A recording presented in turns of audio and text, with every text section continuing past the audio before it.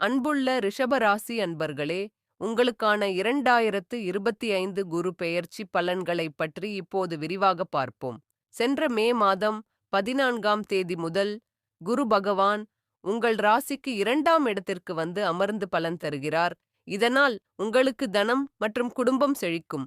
உங்கள் வீட்டில் இனி சுப நிகழ்ச்சிகள் நடக்கும். தேக ஆரோக்கியம் கூடும். கடன் தீரும். உங்கள் பேச்சுக்கு மதிப்பு கூடும். பணப்புழக்கம் நன்றாக இருக்கும். நிதிநிலை மேம்படும். குடும்பத்தில் மகிழ்ச்சி பிறக்கும். வியாபாரம், உத்தியோகத்தில் நல்ல முன்னேற்றம் ஏற்படும். உறவினர்கள் உங்களை தேடி வருவார்கள். சமூகத்திலும் உங்கள் அந்தஸ்து கூடும். புதிய பொறுப்புகள் வந்து சேரும். குரு பார்வை பலன்கள். குரு உங்கள் ராசிக்கு 6ஆம் இடத்தை பார்ப்பதால் உங்களுக்கு எதிர்த்தவர்கள் விலகிச் செல்வார்கள். உங்கள் ஆளுமை திறன் அதிகரிக்கும். கடன் பிரச்சனைகள் தீரும். மருத்துவச் செலவுகள் குறையும். குரு 8வது வீட்டை பார்ப்பதால் நீங்கள் எதிர்பார்த்த பணம் கிடைக்கும். திட்டமிட்டபடி அயல் நாட்டு வாய்ப்பு கிடைக்கும். குரு உங்கள் ராசிக்கு 10வது வீட்டை பார்ப்பதால் பிரபலங்களின் நட்பு கிடைக்கும். கௌரவ பதவிகள் உங்களை தேடி வரும்.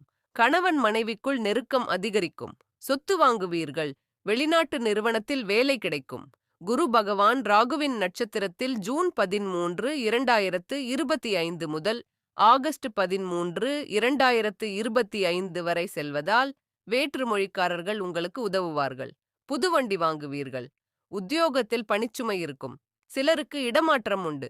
குரு பகவான் அஷ்டம லாபாதிபதியாகி அவரது நட்சத்திரத்திலேயே ஆகஸ்ட் 13, 2025 முதல் ஜூன் 1, 2026 வரை செல்வதால் வெளிநாட்டு பயணங்கள் உண்டு. ஆனால் ஜாமீன் கையெழுத்திட வேண்டாம். மூத்த சகோதரர்கள் உதவுவார்கள். குரு பகவான் கடகத்தில் அக்டோபர் 18, 2025 முதல் டிசம்பர் 5, 2025 வரை பயணிப்பதால் யாரிடமும் பணம் கொடுத்து ஏமாற வேண்டாம். இளைய சகோதர சகோதரிகளின் திருமணம் கைகூடி வரும்.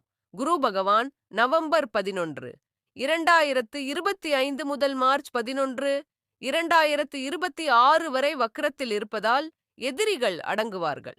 பயணங்கள் அதிகரிக்கும். புது வாகனம் வாங்குவீர்கள். சொத்து விவகாரங்கள் சுமூகமாக முடியும். வியாபாரம் வாடிக்கையாளர்கள் விரும்பி வருவார்கள். கெமிக்கல், கமிஷன், ஹோட்டல், பைனான்ஸ் போன்றவற்றில் லாபம் உண்டு.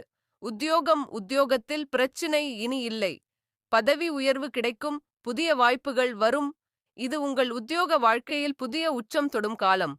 பரிகாரம் தட்சிணாமூர்த்தியை வியாழக்கிழமைகளில் சென்று வழிபடுங்கள். வாய் பேச முடியாதவர்களுக்கு உதவுங்கள்.